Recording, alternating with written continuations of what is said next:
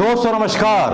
नाम तो सुना होगा एक ऐसी जज का जो कभी प्रधानमंत्री मोदी की कानून सचिव थी, जिसका नाम था बेला एम त्रिवेदी। जी हां, कहानी यहीं से पलट जाती है जब खबरें बेला एम त्रिवेदी पर आने लगती हैं और ईवीएम की उस पीठ में इनको शामिल कर लिया जाता है जिस खंडपीठ में इनकी सुनवाई होनी थी, और सारे वकील बवाल करने पर उतर आते हैं। उनके बहुत सारे वीडियो सोशल मीडिया पर वायरल होने लगते हैं। ये है कौन? बेला एम त्रिवेदी। चलिए साहब, बेला एम त्रिवेदी जो पीठ थी उसमें चीफ जस्टिस ऑफ इंडिया के डीवाई चंद्रचूड़ को निकाल दिया जाता है। तो इसका मतलब यह है कि प्रधानमंत्री मोदी को लगता है कि घोटाला है और घोटाला करते हैं और कानून के हिसाब से घोटाला करेंगे जिससे कि दुनिया आंख ना उठा पाए। अरे साहब, घोटाला कर लोगे लेकिन आहें कहां से लेके जाओगे? आहें पड़ेंगी आप पर, उन लोगों की जिन लोगों का शोषण हुआ है, उन दलितों की जिनका शोषण हुआ है आपके राज में। लेकिन साहब, ये खबर सुनानी बहुत जरूरी है। बड़ी चटपटी खबर है। 4 PM ने भी डाली थी ये खबर, लेकिन खबर की पुष्टि में करता रहा, दर बदर घूमता रहा। मतलब दर बदर घूमने का मतलब आजकल गूगल पर सर्चिंग करने से है, अदरवाइज मत ले जाइएगा। तो यहाँ मुझे जब जस्टिस बेला एम त्रिवेदी का मैंने वीडियो लिंक डाला तो सबसे पहली खतरनाक खबर मिली 13 दिसंबर मतलब 2022 की, जिसमें जस्टिस बेला एम त्रिवेदी ने बिल्किस बानो केस से अपने आप को अलग कर लिया था। और जिस बिल्किस बानो का केस काफी चर्चित हुआ जिसमें उसके आरोपियों को रिहा कर दिया गया और उसके बाद सुप्रीम कोर्ट ने जब एक्शन लिया तो उन्हें वापस जेल भेजा गया। इसीलिए तो कानून बदला गया है। रेप का अधिकार सबको दिया गया है। आजकल ऐसी है प्रधानमंत्री मोदी सरकार, जो निर्भया के टाइम पर ये गोदी मीडिया चिल्लाता था। गोदी मीडिया निर्भया के टाइम पर बड़ी बड़ी दुहाई देता था सरकारों को एक कठोर कानून बनाने की।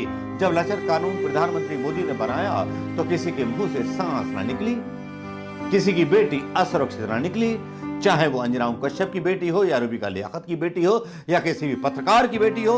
लेकिन यहां तो खेला हो गया, ईवीएम के साथ भी खेला कर दिया भाई। ईवीएम के साथ खेला कुछ इस तरह से कर दिया कि डीवाई चंद्रचूड़ को बाहर कर दिया। डीवाई चंद्रचूड़ को बाहर कैसे कर दिया? खबरों से है, ये मैं अपने पेट से नहीं बोल रहा हूं भाई, ये मैं खबरों को पढ़ करके बोल रहा हूं। दोस्तों, यहां पहले तो मैं बताऊंगा कि ये कौन है जज बेला त्रिवेदी, जिनको प्रमोट करके सुप्रीम कोर्ट का जज बना दिया गया। मोदी जी की कानूनी सचिव थी और बिल्किस बानो केस से इनका दर्शन भी कर लीजिए। साइड में दर्शन भी डाल देता हूं। यह भाई अच्छी तरह से पहचान लीजिए, जान लीजिए, मोदी जी की खासम खास हैं। जहां मोदी जी बोलते हैं कि परिवारवाद चलता है वो चलता है, लेकिन मोदी जी सत्ता के लिए तो हम किसी की भी गर्दन उड़ा सकते हैं, चूहे को शेर और शेर को चूहा बना सकते हैं। भाई ज्यादा हो गया। सुप्रीम कोर्ट में 14 दिसंबर को बिल्किस बानो की 2 याचिकाओं पर सुनवाई शुरू हो गई।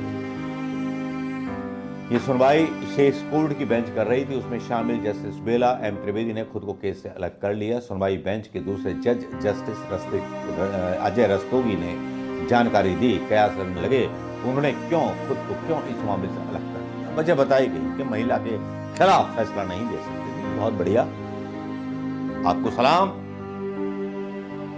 बेला त्रिवेदी जी। अब आप ईवीएम में लोकतंत्र की हत्या की बराबर की हकदार होंगी, जैसा कि आपके बारे में सोशल मीडिया पर बोला जा रहा है।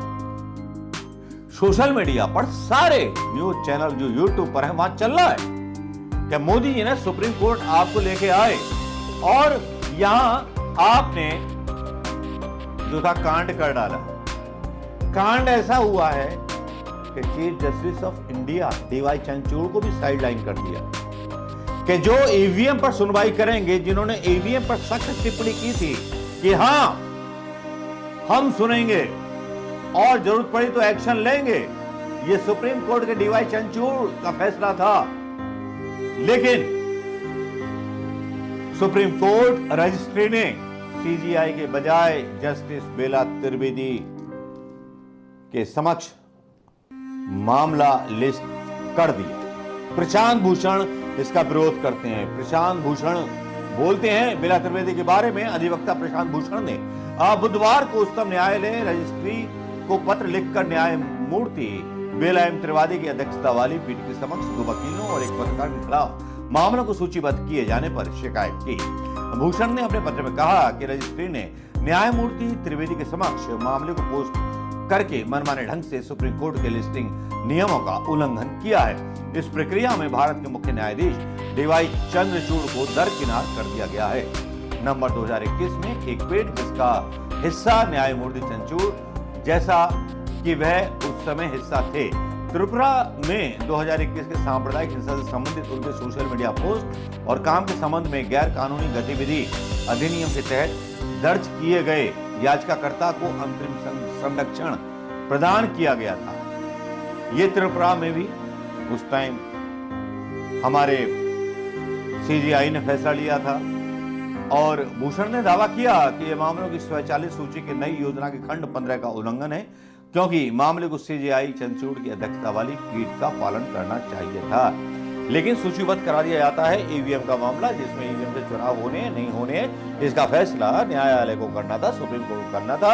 लेकिन यह प्रधानमंत्री मोदी ने खूबसूरत चाल चली और बेला जो उनकी कानूनी सचिव थी उनको जो था वहां पटक दिया उस पीठ में और डीवाई चंद्रचूड़ को बाहर कर दिया। तो दोस्तों, क्या ये तानाशाही कही जा सकती है या मोदी जी का मोहब्बत कही जा सकती है या प्रधानमंत्री मोदी जी की ताकत कही जा सकती है? ये तो आप फैसला करें। ये खबर सुनने के बाद दिमाग झंझन आ गया। सोच नहीं पा रहा था कि क्या बोलूं, क्या कहूं, क्या खबर सुनाऊं।